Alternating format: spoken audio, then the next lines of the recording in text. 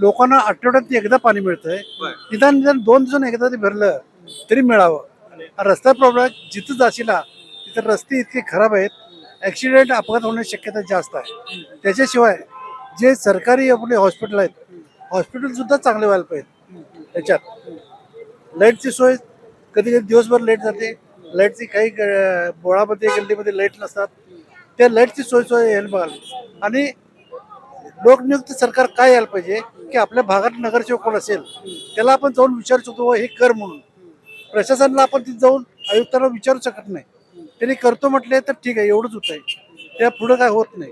त्याला आपण हे करू शकतो. पण निदान ज्याला आपण निवडून दिलोय तो माणूस कोणी निदान तिथे जाऊन प्रश्न विचारून ते काम तर पूर्ण करणं एवढं तर होईल अशी आम्हाला काय वाटतंय. निदान पहिल्यांदा रस्ता प्रॉब्लेम, कारण रस्ते आहेत तेवढेच आहेत, वाहनं जास्त झाल्यात.